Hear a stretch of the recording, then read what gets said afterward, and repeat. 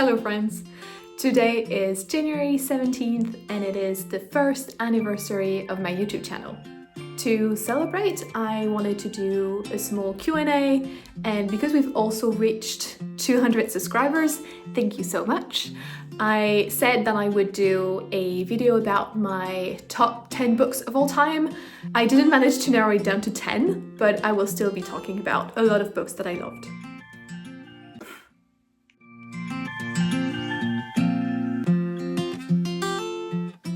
I'll start with my favorite books and then we will have the Q&A section at the end.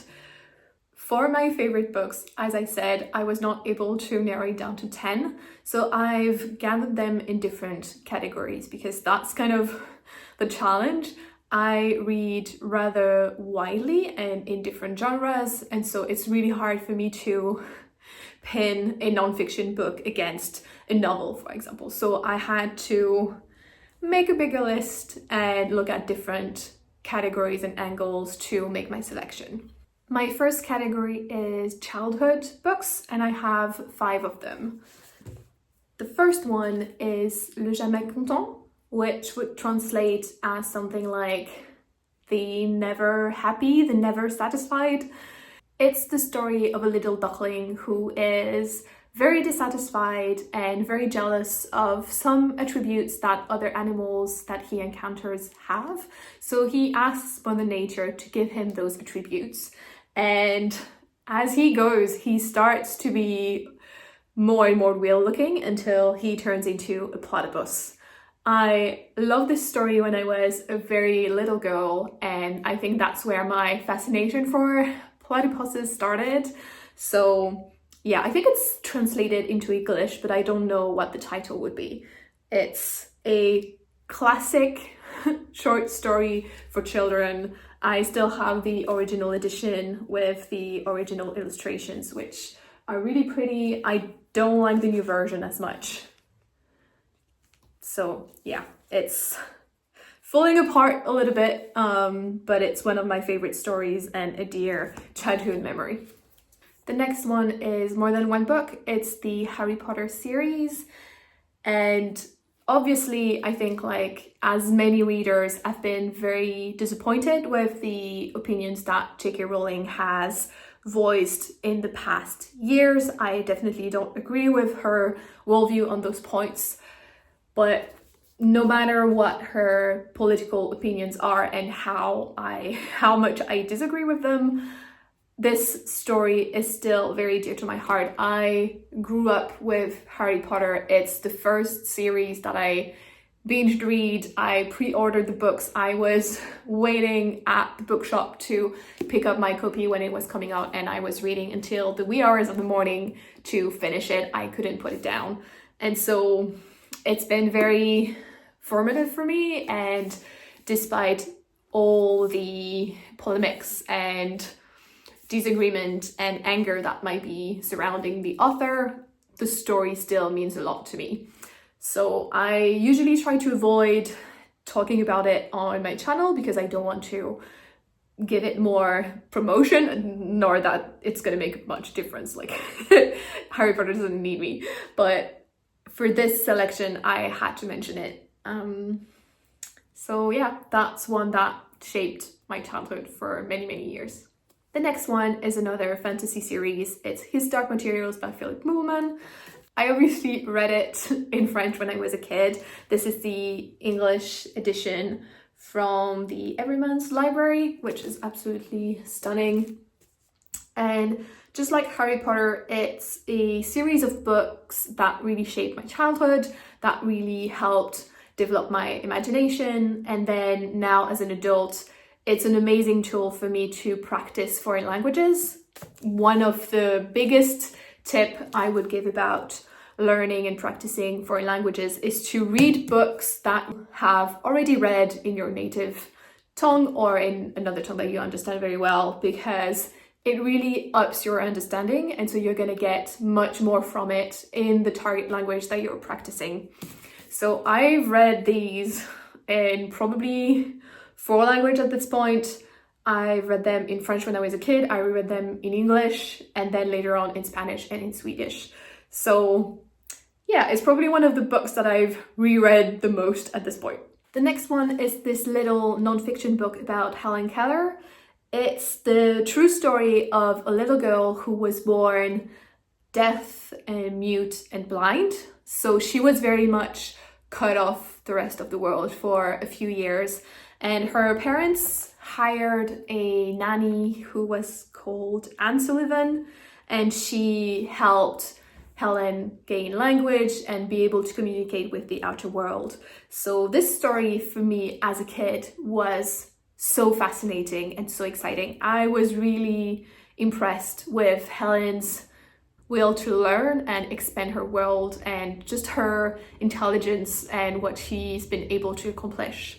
So yeah, it's been a story that I have been really passionate about as a kid. I also love that it featured the sign language and also Braille. I don't know how that would translate in English actually, but I've been wanting to learn to sign for many, many years, and I think it's definitely due to this book. And then the final one for my childhood category is Sailor Moon. This is a manga from Naoko Takeuchi, and in France, we are the second consumer of mangas after Japan. Mangas are very, very popular in France, and when I was growing up, we had a show for kids on TV in the morning during the weekend where they would play a bunch of anime, and so Sailor Moon was one of them, and I absolutely loved it. I love so many of the characters. I love the cats. I loved everything about it. It was so much fun. Yeah, that's definitely a hallmark of my childhood. The second category also has 5 books in it, and it's about books that I read in my early 20s, but I haven't reread since. So I know I absolutely loved them at the time that I read them, but I don't know how much they would hold up now that I'm a grown-up and probably a very different person than I was at the time. So I would be very keen to reread them at some point. But yeah, when I was younger, I absolutely loved them. The first one is L'élégance du hérisson by Muriel Barbery, and it's been translated into English. The title is The Elegance of the Hedgehog, and it's the story of Renée, who is a concierge in a very fancy apartment building in a bourgeois part of Paris. And she is a very intelligent woman. She is self-educated in literature and philosophy, but she's hiding this side of her because she doesn't feel like she would be accepted in her environment and by other people if they knew about her real tastes and her real self. Parallel to that, we are also following the story of Paloma, who is a 12-year-old living in that building. And she is the only one who truly knows the real Renée and kind of how she's hiding part of herself. Paloma is also a very precocious and bright child, but she's a bit unstable and she's very disillusioned about life and about society and kind of this bourgeois environment that she is growing up in. And so she's decided that on the day of her 13th birthday, she's gonna kill herself and burn her parents' apartment, which is a bit dramatic. So we're following the story of those two characters and how they connect and how they build a very delightful friendship. I don't remember much of the details of this book apart from the final twist. I had to sit on the platform of the train station to finish it because I was just bawling my eyes out. I was so emotional. It was ripping my heart in two. And so I was just like fully sobbing in public finishing this book. So it had a very big emotional punch and it really impacted me. I really love this story. So yeah, it's one of my all-time favorites. I would need to reread it to confirm that it's still the case, but at the time I absolutely loved it. Next is La part de l'autre by Eric Emmanuel Schmidt, which has been translated into English as The Alternative Hypothesis. This is a dual biography about Hitler. The first thread is following the story that we know and kind of sticking to the historical facts about the story of Adolf Hitler.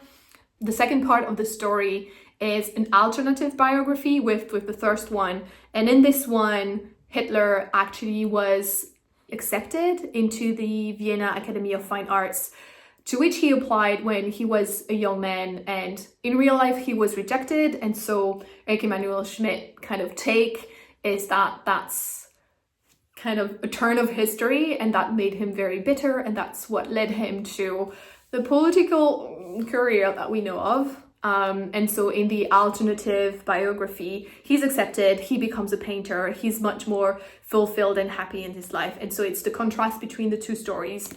Again, I really enjoyed this when I read it. I thought it was very impactful. I really enjoyed kind of the philosophical musing about it. So I'd be very keen to reread it. I still think the idea is quite enticing and quite brilliant, seeing how some key events in our life could shape the direction of our life and how that might impact us. Next is Le Livre de Dina by Erbjørg Wassmo. She is a Norwegian author. The book in English would be called Dina's Book. It's been translated in many languages. She is a very famous and very successful author in Norway. And this is the story of a woman in Norway around the mid-19th century. And so we are following her life from a little girl to an adult. It's actually a series. There are like several books following kind of her descendants. This one focuses on Dina and how the death of her mother when she was 5 years old kind of also shaped her life. Her father blamed her for the death of her mother. He sent her away, and she became this kind of wild, uneducated creature, but she also had hidden talent. She was actually very intelligent, and so later on she had a tutor that helped kind of unlock some of her talents. And so it was a very fascinating book. I don't know why, in my head it was kind of fantasy, but I think it's more historical.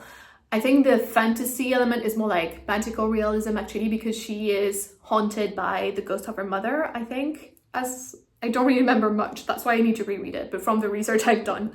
And it was beautifully written. I don't read a lot of historical fiction, but this one was absolutely stunning. I really love the style of this author, so I read a few other of her books that I also loved, and I'm really keen to pick up more of her works. Next, this is J'avoue que j'ai vécu by Pablo Neruda. This is translated from the Spanish. The title was Confieso que he vivido. I'm not sure if it's been translated in English. It's basically a memoir from Pablo Neruda. It's been published after his death. So I think some parts are from, again, after he died. But I don't remember anything about this book. I just remember that I really loved it. I thought the writing was beautiful. I really liked the insights, and I'd be very curious to reread it. And then the final book in this section is Baby Chi by Ava Davesar. This is a Indo-English book. It's following the story of a young girl from the Brahmin caste in India. So the Brahmin is the top caste, is the most respected and the most powerful. And so she's living in Delhi in the 80s, and we're following her sexual awakening and also how she's exploring her morality and intellect with a backdrop of political unrest. It's, again, very well written, very sensual, lots of big ideas. I really, really enjoyed it. It's kind of a coming of age story, also mixed with queer experiences and representation. So yeah, I really enjoyed it at the time, and I would need to read it at some point. Next categories is about a few books that I read during my creative writing masters. The first one, or the few ones, are the books from Maëlys de Kerangal. So Naissance d'un pont, so Birth of a Bridge. There's another one called Corniche Kennedy, of which I don't have a copy here. And then Réparer les vivants, which has been translated into English under the title of Mend the Living or Mending the Living. This one is gorgeous. The reason those three books are on my list is because they came into my life at a time where I was trying to reconnect with writing. I was doing this creative writing masters, and I had been mainly exposed to very classical, typical French writing and books, which can be a little bit elitist at time. And yeah, I was not reading that much in English at the time. So I feel like those books really expanded my horizon. This is still a French author, they're still books in French, but the way this writer writes was different from everything else I had read before. And so it really shook my world and really impacted how I write at the line level, like how I construct sentences, the word choice that I make, all those kind of things. What I really enjoyed about this is that this author, first, she's just super interesting. She is very self-aware, has a lot of very bright insights about her own writing, which is to a degree a bit rare. Like the level of self-awareness in her writing is quite astounding. I had the opportunity to meet her a few times during my studies and really enjoyed, again, like speaking with her and hearing her speak. And she weaves her sentences in a very specific way. I like how she sometimes includes very technical words. For example, in The Birth of a Bridge, she will use very technical terms linked to engineering in a sentence, and it comes as like sun grains in the text. It's, again, very interesting. I could probably make a whole video about it, but I'm not sure it would be very interesting for non-French speakers. I still recommend reading the translation. I'm not sure how good it is, but I think it would be an interesting read. So she was my favorite author for a very long time and an auto-buy writer for me, but I've read some of her more recent works and they didn't gel as well for me, so I just stopped reading her work, sadly. So it's been a bit of a disappointment, but those first few books really had an impact on my writing, and for that I am very grateful to them. And then I have two other books that I would have never picked up if they were not assigned reading during the masters. At first glance, they're really not the kind of books I would have been interested in, but I ended up loving them for the quality of the prose. So the first one is Le Livre des Nuits by Sylvie Germain. I have no idea if this is translated. It would be called The Book of Nights. And it's basically following the story of a family, a French family, through the different wars that hit the country over like the 19th and 20th century. I honestly don't seek out war stories. I don't know how it is in other countries, but in France, during your years in school, like you are forced to read a bunch of books about the First World War, the Second World War, and they're not the most engaging ones, I would say, especially for young readers. So it kind of really put me on those kind of stories, and so I was really not excited about picking this up. But actually the writing is just wonderful. It's very creative, very purple prose, very lyrical, but it's absolutely stunning. And to my own surprise, I ended up absolutely loving this book. And then the next one is Vie minuscule by Pierre Michon, which, again, I don't know if it's been translated. The title would be Tiny Lives, something like that. And it's just the kind of book that feels like a collection of short stories. It's different stories following different characters, but there is this kind of thread going through them. And it's just the stories of farmers in a very rural part of France, I think at the end of the 19th century as well. So a bit like historical fiction again. Sounds honestly quite boring to me, at least at the time when I was studying. It was like more than 10 years ago, and I was very young and had very strong opinions about what was boring. But again, the prose in this is absolutely stunning. I have never read anything like this. The breadth of the vocabulary, the way that Pierre Michon weaves sentences is just absolutely masterful and like nothing else I've read. So I have the deepest respect for this book and for this author. Again, I didn't think the subject matter would interest me at all, but the language managed to make it interesting and made me want to keep reading. So that's quite a feat. Next, I have a few graphic books that I want to talk about. Some will be familiar. The first one is Comme un oiseau dans un bocal by Lou Luby.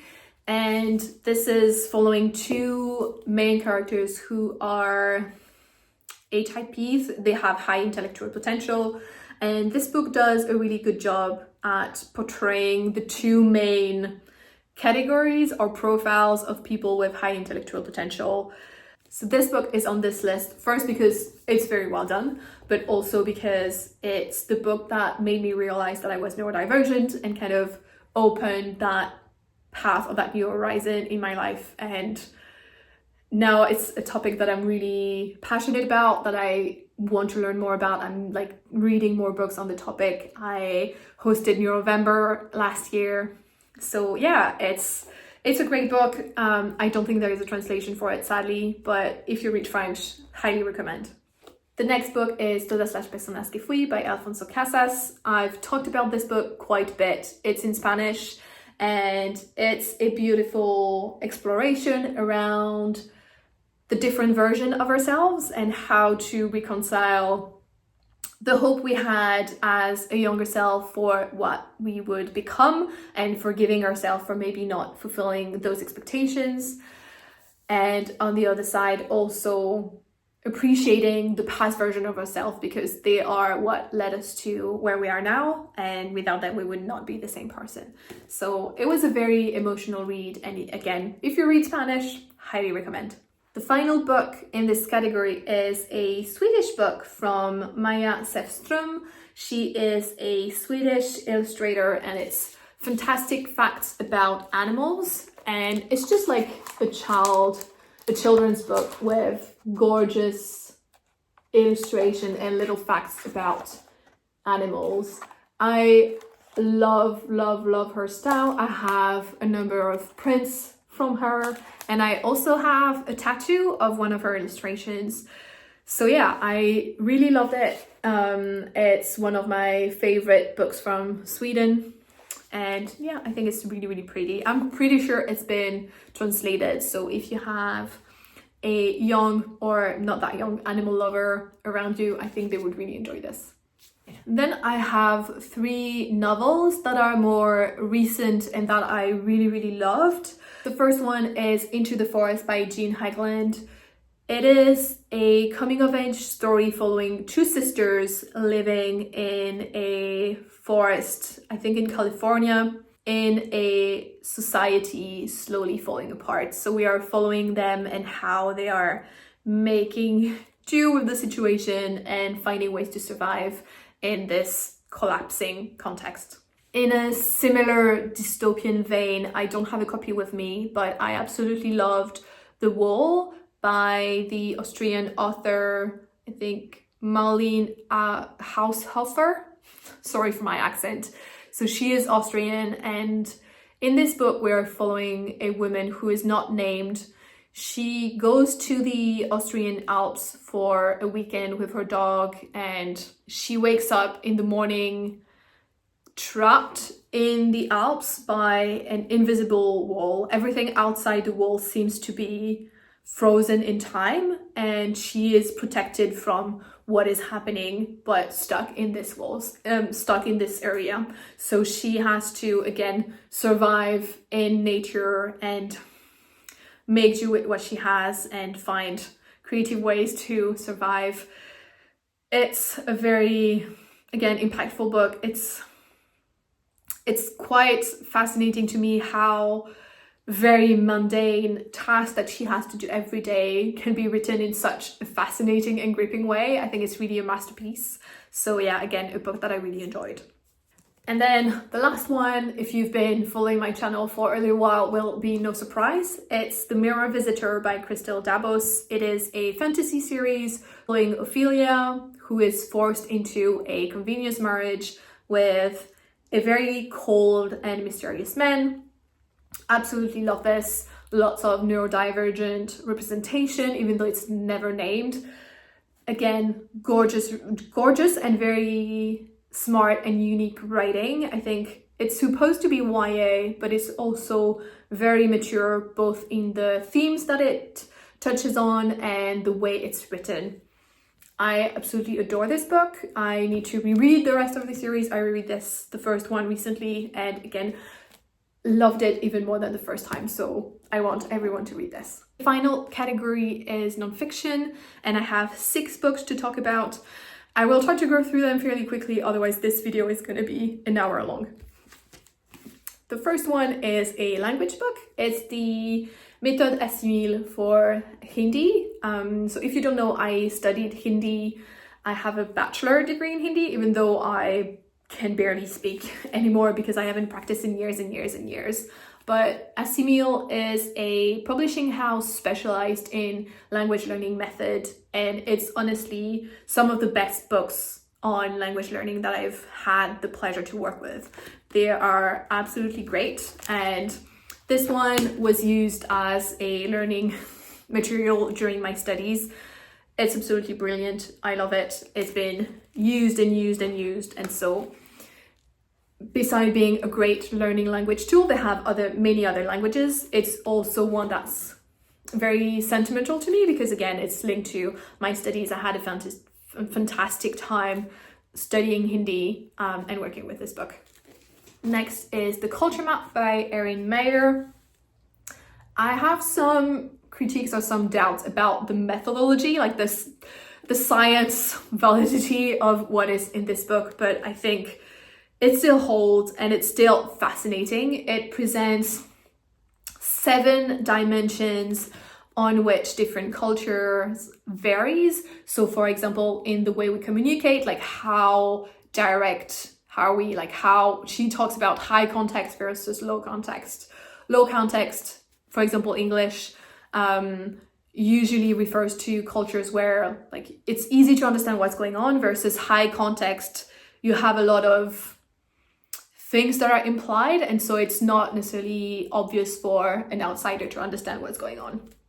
Another one is the way we give feedback, and all of those things. It's absolutely fascinating. I think about this book quite regularly, especially working in international contexts.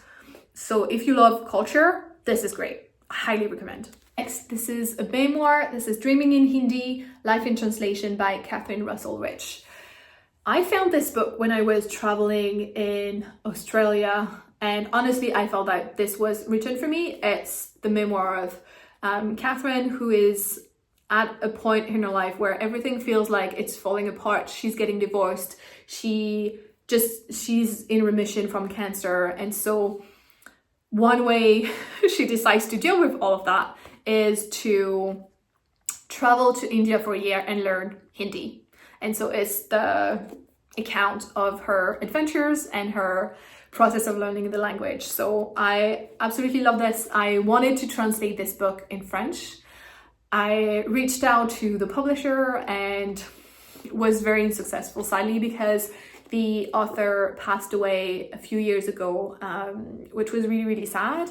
And so I haven't been able to find out who owns the right to translate this book, but I would love to do it still, to publish the translation, because I thought it was a great book. It talks about, again, learning languages, what learning a language to that level does to your brain. It's a fascinating read. It's probably a bit dated at this point. I'm sure the science of language learning and neuroscience have advanced since then, but I still would highly recommend. Then we have The Art of Life Admin by Elizabeth Amends. And this is a book about basically dealing with all the admin work we have to do in our day-to-day lives. And this was kind of fascinating because I remember before reading this book, all this kind of paperwork stuff, organizing vacations and all of that, wasn't even taken into account in how my husband and I were splitting chores. And it's been like a point of dissension for a while. I think we all have the same battles, but this really shifted my perspective on this kind of work and how valuable it is, but how unseen it can be. And so it's been very informative and very impactful in shaping how I think about those kind of topics and how people contribute to the household and the different chores and all of that. So highly recommend. Another one that I definitely want to reread. Then this is Venise n'est pas à vendre by Petra Reski. This is translated from the German, I think. I don't think it's available in English, sadly. It would translate as Venice is not for sale, and it is a collection of essays from Petra, who is a German journalist who has lived in Venice for many, many years. And I think this casts a light on some of the very big issues that mass tourism is bringing to the city. I think we often hear about Venice and the water rising in connection with climate change, but actually a lot of the challenges that the city is facing are due to mass tourism and also political decisions that are really focused on making maximum amount of money, but that might not be sustainable at all. So it's been very eye-opening and contributing to me seeing the city in a different light, and indirectly to me being fascinated with Venice and then growing my love for Italy. So it's also been impactful in very tangential. Anyway, it's been very impactful and in surprising ways. And then the final book on my list, and probably my favorite non-fiction book, is Merchants of Doubt by Naomi Oreskes. I'm not sure I'm pronouncing that correctly. And Eric M. Conway. This is a book from two science historians, which talks about how a handful of conservative scientists have had a disproportionate impact on the public discourse on some very important topics. The two main ones being tobacco and climate change. And so how their strategy was to basically just keep the controversy going and making it appear as if there is no scientific consensus. Like, no, obviously nicotine is not creating addiction and tobacco smoke is not dangerous for your health.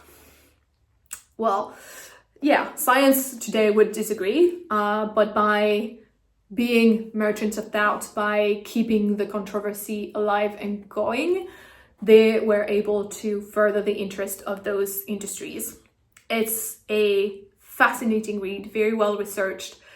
It was honestly heartbreaking at times because some of those industries won't back down and will go as far as to destroy someone's life just to, again, keep the doubt going and protect their interests. So it's been infuriating at times. I remember crying reading this book, and I think about it still very often. It's another one that I want to reread, and it's been with me for years, and it's a fantastic book. Highly, highly recommend. So moving on to a quick Q&A. Thank you to everyone who sent in questions. I will try to be brief because I think this video is going to be very long otherwise. The first question is from Na and it is, what was your most favorite video to make and why? So there is one video that I really enjoyed making, and it's my 10 lessons from 10 videos on YouTube. It's a reflection video that I made. Basically, when I started making videos for YouTube, I had this goal of doing at least 10. I wanted to do 10 videos, and then after that I was allowed to quit, but I had to commit to 10 before I could stop. So just to make sure that I really gave it a shot and that I really wanted to stop if that was the case.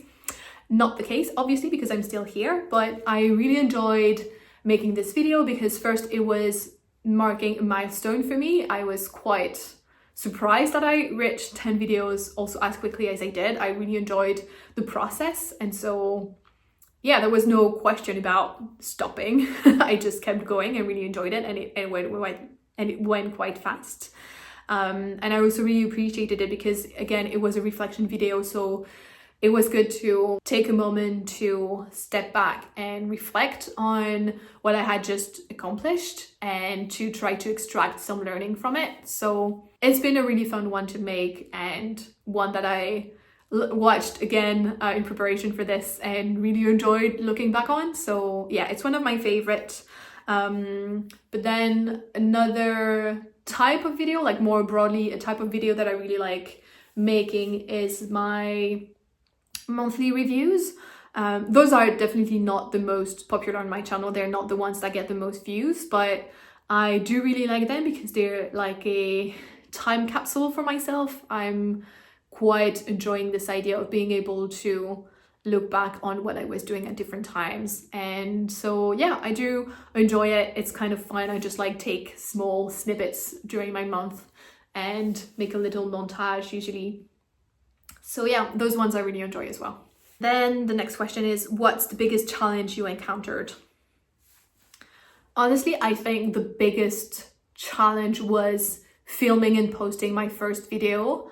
I was so scared, so intimidated that like I pushed it off for so long. I've been wanting to try starting a channel for probably years at that point, I think, and was just, again, terrified for some reason. And so the recording was really, really hard. I was feeling like I had no idea what I was doing, that I was very awkward. I think it shows in the video that I'm very uncomfortable, but that's the way it is.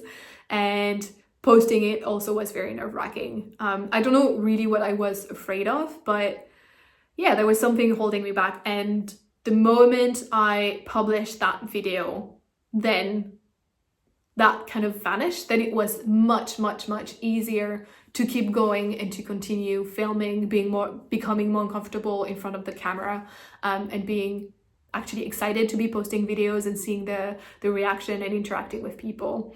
So that was really the big hurdle. And today, like, there are still things that are a bit annoying or complicated. Like at some point I had some mic issues on my phone and I had to record the same video so many freaking time. It was so annoying. I still have challenges with like storage space and stuff like that, but those are like smaller things and it's all very worth it. It's just part of the hobby. Like it's just like things are gonna turn out wrong at some point. Or the very big hurdle was posting the first video. So I'm glad this is done because now I'm having a lot of fun. Okay, a few questions from Ellen from the Ellen Made Book Club. Hi Helen. The first one is, have you noticed any changes or effects on your life or yourself as a person from being on BookTube? Honestly, it's only been a year, but it's already hard for me to remember a time before I was on BookTube and what my day-to-day was like. In a way, it hasn't changed that much. And at the same time, YouTube is quite a time-consuming hobby, so there is some degree of logistics going on and planning and things like that, but it's mainly a hobby, so I really enjoy it. I think maybe not a change, but something that really surprised me is how consistent I've been able to be. And like consistent for me, like I don't publish on the same day at the same time every week or anything like that, but I've been going consistently for a year. I published 60 videos in my first year, which is mind-boggling to me because I'm the kind of person who usually have a burst of interest for something, get into it for a few months, and then the interest path, I pick up something else. And sometimes they go in rotation, like I will pick back up previous hobbies and interests. But it's surprising to me that my interest hasn't waned and I'm still excited about making videos and enjoying it. And I think this is mainly due to the community I've built here, the people I've met, the friends I've made. I'm so grateful for that. And I think that's probably like the biggest change. 2024 has been quite a challenging year and a bit lonely in some fronts. I feel a bit physically isolated where I am. It's a bit hard to make real friends and it takes time. And I feel like I've met a lot of people online in 2024 and became fast friend with them in a way that I have not been able to do with people in person here. So it's been really valuable for me. Like I'm really grateful for the people I've met and it made me feel much less lonely than I would have otherwise. So for that, again, I'm super grateful. Is there a book that you wouldn't have read if it wasn't for BookTube? If so, was it a good or bad influence? I think there are a lot of books that I would have not read if it wasn't for BookTube. I can see two kind of differences. Like the first one is very much as a consumer of videos, like as a watcher on YouTube, I get recommendations from other booktubers, and so there are books that I would not have picked up because I would simply not be aware of them. I would not have heard about them. So a few like this is Monstress, for example, which was a recommendation from Steph at the Steph Morgan channel, as well as the two Doctors Skorsky, or Out on a Limb, Long Live Evil, which are books that I found from Rochelle at Good Morning Dreamer. So those are books, they were more or less of a success, but I'm still very happy that I read them and I found them because, again, obviously if I picked them up, it's because I was interested in them. And then the second category is more books that I read for an event. And this is more something that I did because I'm making videos on YouTube. I participated in the Asian Readathon this year. I also created and hosted November. And so I read books for those events that I likely would have not picked up otherwise. And some of them ended up being books that I really loved and some of my favorite books of the year. So when that happens, it's really a joy. Like, it's really exciting to realize, like, okay, I discovered this book I would have not if I wasn't on YouTube, and it ends up being such a great read that, again, it's something to be very grateful about and very excited about. What's something you hope will happen in your next year on BookTube? It can be milestone, feelings, books, events, effects, whatever. In terms of milestone, I am excited to make it to 100 videos. I think this one will be the 61st. So if I keep up the same rhythm, I should be able to make it to 100 videos this year, which is really exciting, especially considering that my initial goal was to just make 10 videos. So I'm really looking forward to that. In terms of feeling, I think it's not really what I'm hoping will happen, but rather what I'm hoping will not happen. I want to continue to make it for fun, to enjoy it, to, like, it's supposed to be a hobby. It's something that I'm doing for myself, and I want to have fun and be light about it, basically not taking too seriously, not put too much pressure on myself. So I'm really hoping that I won't feel too much pressured by numbers, be it the number of books that I read or the number of views, the number of subscribers and stuff like that. It's always nice to reach milestones like getting to 200 subscribers. I'm really, really happy about that, and I'm really grateful for everyone who is watching. At the same time, I really try not to make it too much of a goal in itself, because one, I don't really have control over it, and two, I fear that it would detract from the enjoyment because suddenly it becomes like a numbers thing. So I want to keep doing the videos that I want to make, talking about the books that I want to talk about, and not feel pressured to do certain things because that's what you're supposed to do. Another thing is that I'm doing a low book buying year, so I want to enjoy more of the books that are already on my shelves.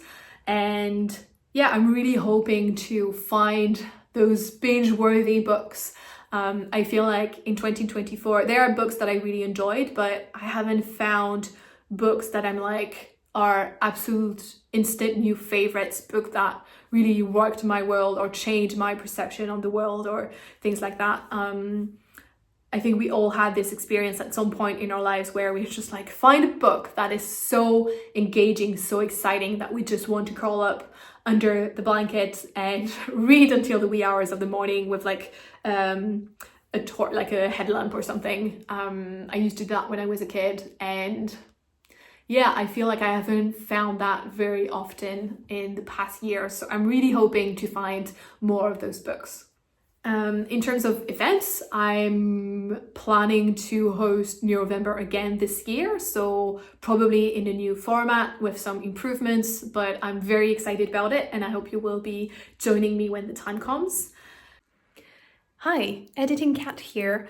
I forgot to mention another big event that I'm actually very excited about, and it's Ellen's very own diversity bingo. Like, it's a year-long reading event focused on reading from different countries, different continents, from writers with different backgrounds, and it sounds amazing. I already started reading some books for this, and I will link the video explaining everything in the description below.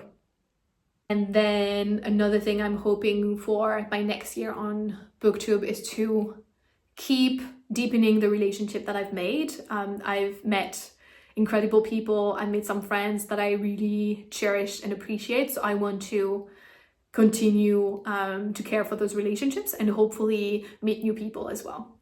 All right, and now some questions from Libraries and Lattes. Hi, Chelsea. How do you balance reading, BookTube, writing, and other life stuff? Do you have planned days and times for different tasks, or do you just play it by ear? I'm not the kind of person who really has habits or routines. I'm a bit chaotic when it comes to that. So I don't really have set times or days when I do things. Obviously, I film on my days off, most likely. I try to batch, so film a few videos at a time. So simply because I will have different energy level, like my energy can fluctuate quite a bit. So there can be like 2 weeks in a row when I really don't feel like filming, and so batching when I do have the energy really helps and means that when I'm feeling very low energy, I can just focus on editing and publishing videos a bit later. So that's one strategy that I have in place. I do have a list of videos that I want to make on Notion, so that kind of guides also what I do and collect the ideas, but that's a pretty simplistic system. And how I balance things. For writing, I have several writing groups, so we meet on a weekly basis online, and like we just come in on the call, we have a quick chat to check in, and then we're off camera, off mic, each working on our own projects, and then we come back and check in. So I have that several times a week, I think at this point 4 times a week, and sometimes we do more, like with one group, like, which has been just the best thing, one of the best things in my life this year. I met amazing other writers and we're so supportive of each other. We're like a bit more flexible, and sometimes we will do extra sessions and things like that. So that's one thing that really forces me to make time for my writing. And then in terms of reading, it's a bit kind of fitting in between. So when I'm traveling, I will usually spend the time like reading as much as I can. I try to listen to audiobooks when I do other things. And it's good that I have a BookTube channel as well, because it would be so easy to just spend most evenings just doing nothing and just being a vegetable in front of the computer. But knowing that I want to be talking about books, it also is a good nudge and accountability to be doing more reading. I think otherwise it would be easy to just procrastinate and not do it, even though I want to do it. So yeah, it's all a bit of a mess, and sometimes I don't manage to do everything, but I think in the end it kind of works out okay. Again, I'm not posting on the same day every week or things like that. I'm just allowing myself flexibility and remind myself that like those are things I want to do. Nobody else is forcing me to do them, so it needs to be fun, it needs to be enjoyable, and so I'm giving myself grace when those things don't happen. And then the last question, what are your favorite aspects of being a BookTube content creator? The first thing by far is the people, the community that I've been able to build around my channel, the people I've met, the connections, the friends. It's just the best part. It's what I enjoy the most, and it's definitely what has kept me going. And then beyond that, I think just making videos and talking about books is another fun way for me to express my creativity, and also a source of learning. I just love to learn new things, and so it's been also a medium for that. So I think those would be the main things. Thanks again for everyone who sent in questions, and I hope you enjoyed this video. I'm super happy to be celebrating my first channel anniversary, and thank you so much for being with me on the journey. I really appreciate you spending your precious time with me and liking, commenting, just interacting with the videos that I make. I'm so grateful for you, and I hope you have a wonderful year. Thank you so much, and I hope to see you in the next one. Bye bye.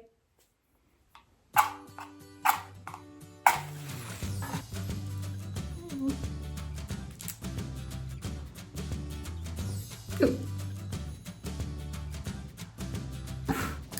Ooh. Is it gonna light again? Whoa! It's attacking me. Try not to burn the carpet.